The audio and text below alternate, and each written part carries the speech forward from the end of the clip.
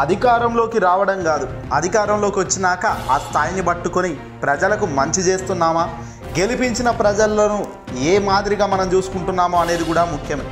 కానీ అవన్నీ పక్కన పెట్టి మనకున్న కోరికలు, మనకున్న వాంఛనలు తీర్చుకునే కార్యక్రమాలకు చేస్తే ఇదిగో ఇలాగే అవుతుంది. మరి తాజాగా తెలుగుదేశం పార్టీకి సంబంధించిన ఊహించని షాకింగ్ వెలుగులోకి రావడం జరిగింది.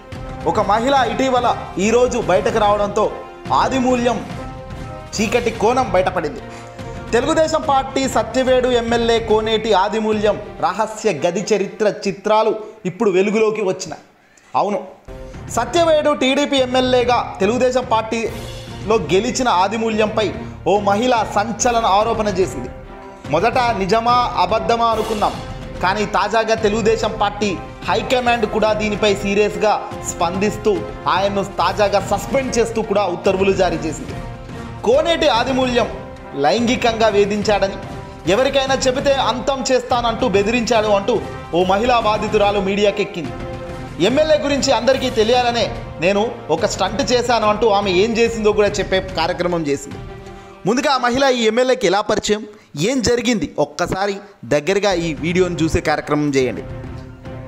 ఒకే పార్టీకి చెందిన వాళ్ళం అందరం కాబట్టి పలు కీలక కార్యక్రమాల్లో ఆదిమూల్యంతో కలిసి పనిచేసేదాన్ని.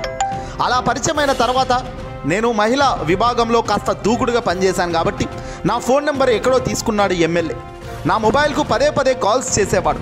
తిరుపతిలోనే బీఫామ్ హోటల్లో మంచి రూమ్ బుక్ చేశానని పిలిచాడు.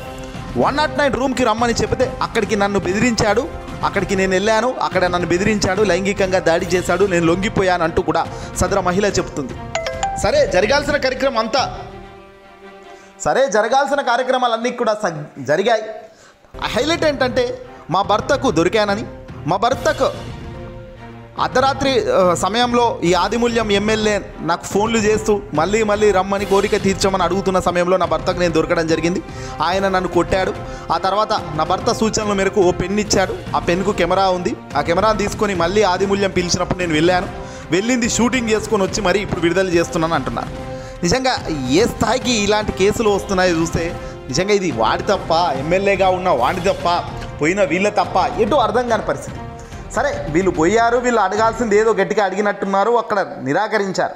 తద్వారా ఈరోజు మీడియాకు వచ్చారా, లేదంటే నిజంగా బాధితురాలు సైడు ఏ తప్పు లేదా?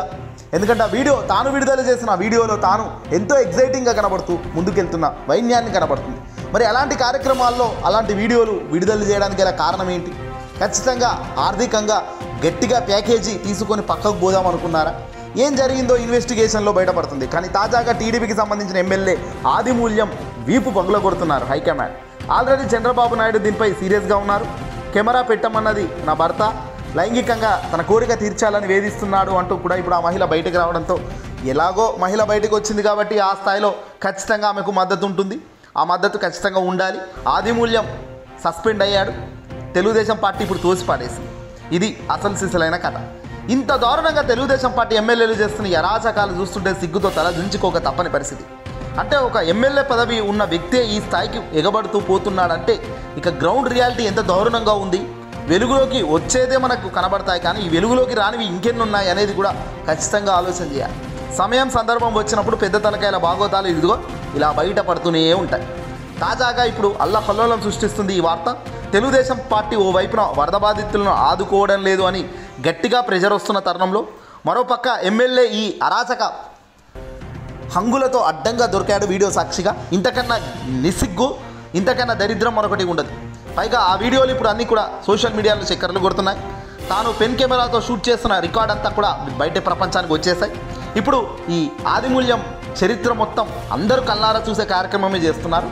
నిజంగా సిగ్గుతో తలదించుకునే కార్యక్రమమే ఇదంతా కూడా.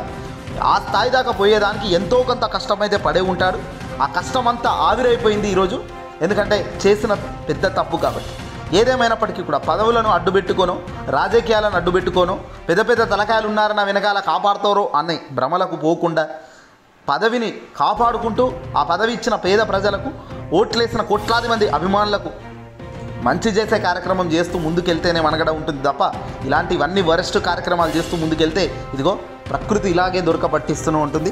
తాజాగా ఇప్పుడు ఒకటి దొరికాడు. ఇంకెంతమంది ఉంటారో లిస్టులో చూడాల్సిన అవసరం ఉంది. ఇటీవల వైఎస్ఆర్సీపీ పార్టీకి సంబంధించిన మాజీ ఎమ్మెల్యే దువ్వాడ శ్రీనివాసరావు భాగవతం కూడా బయటపడడం జరిగింది. తాను డైరెక్ట్గా ఒప్పుకోవడం కూడా జరిగింది.